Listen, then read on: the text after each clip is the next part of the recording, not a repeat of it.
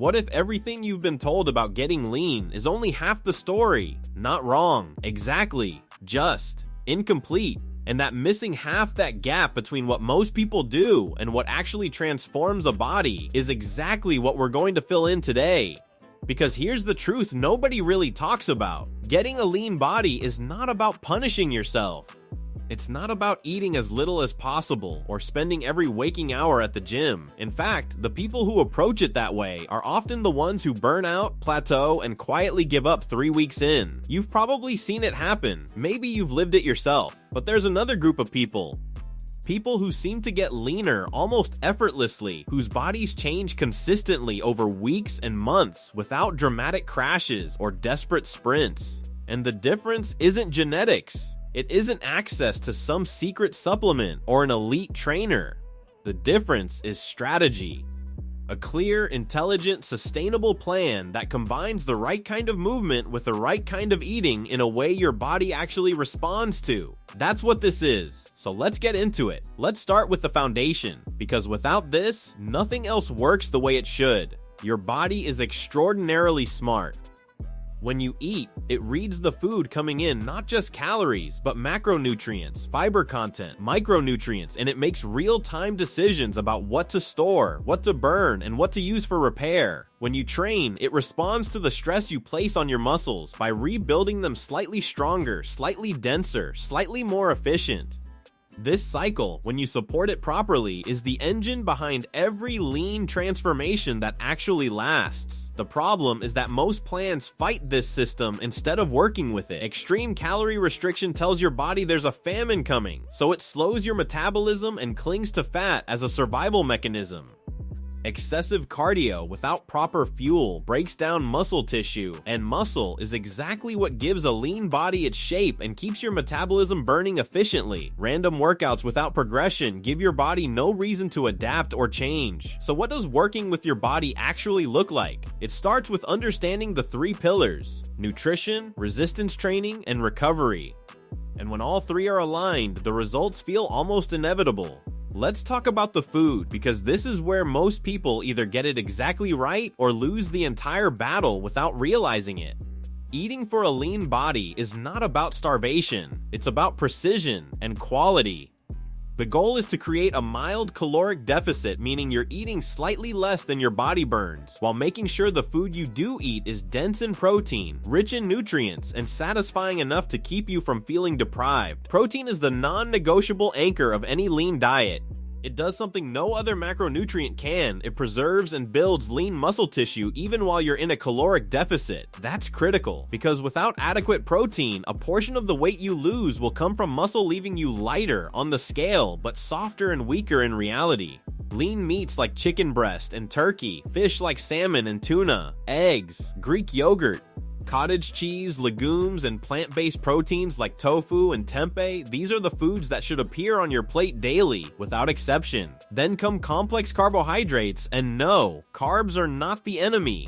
Your muscles run on glycogen, which comes from carbohydrates. Training without adequate carbs is like trying to drive a car with an empty tank.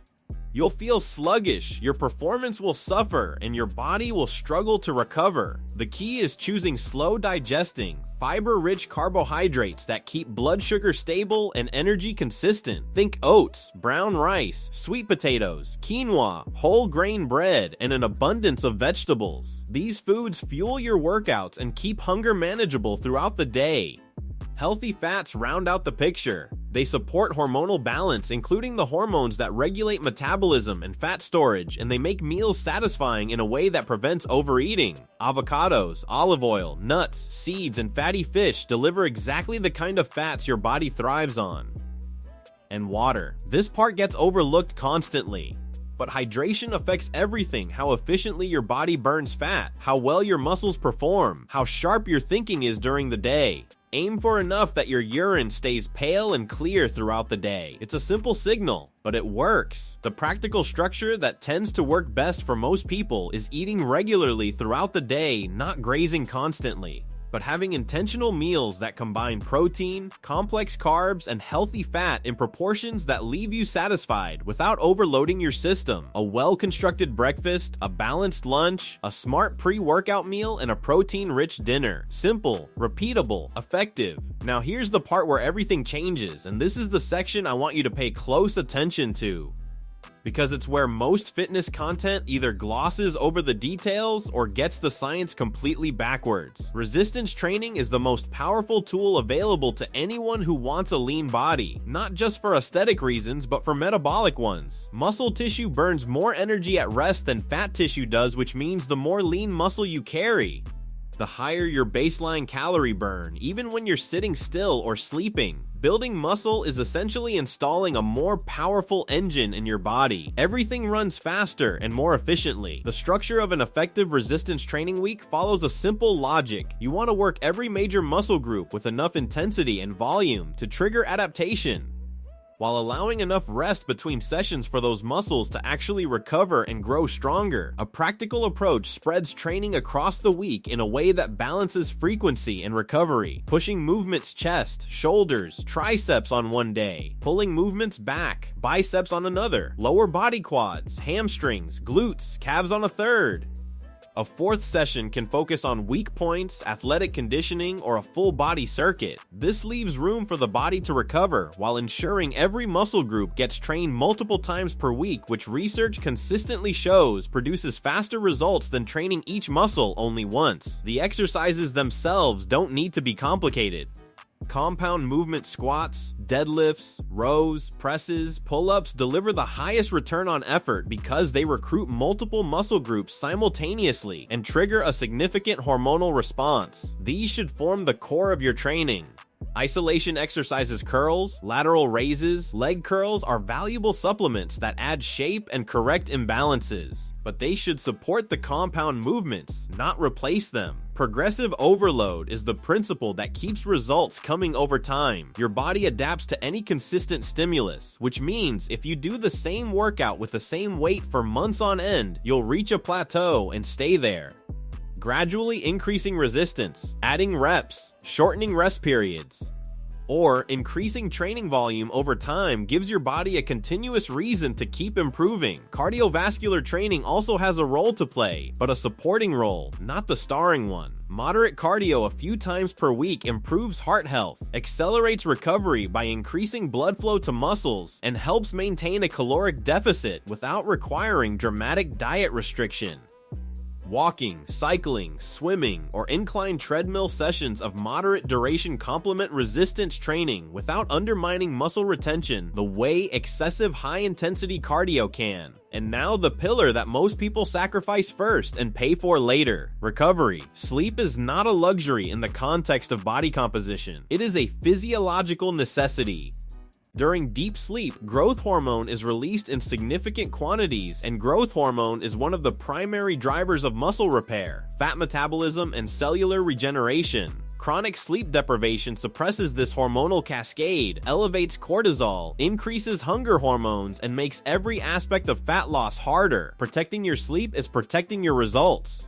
Stress management carries similar weight. Elevated cortisol, the body's primary stress hormone, encourages fat storage, particularly around the midsection, and interferes with the hormonal environment needed for muscle growth. Managing stress through deliberate practices, whether that's exercise itself, time outdoors, meditation, breathing techniques, or simply protecting quiet time in your day, is not a soft supplement to a training plan. It is a hard requirement. And rest days are not wasted days. They are the days when your body does the actual work of rebuilding. Training creates the stimulus. Rest produces the adaptation. Skipping rest to train harder is counterproductive in the truest sense. It delays progress rather than accelerating it. Here's the thought I want to leave you with. The lean body you're working toward is not built in a single session, or a single week, or even a single month. It's built in the quiet, consistent accumulation of right choices. The meal you prepared when ordering out would have been easier. The workout you showed up for when motivation had left the building. The night you chose sleep over another hour of screens. Nobody sees that work in the moment, but the body records every bit of it. And eventually, not dramatically, not all at once, but undeniably it shows. The plan is here, the science is sound. The only variable left is you. If this gave you something real to work with, a clearer picture, a sharper plan, a renewed sense of direction, go ahead and leave a like. It genuinely helps this content reach more people who need it. If you're not subscribed yet, now is a good time. There's a lot more in this space worth exploring together. And drop a comment below. Where are you in your journey right now? Just starting out, pushing through a plateau, or already seeing results? Every story matters, and this community is worth building. Let's keep going.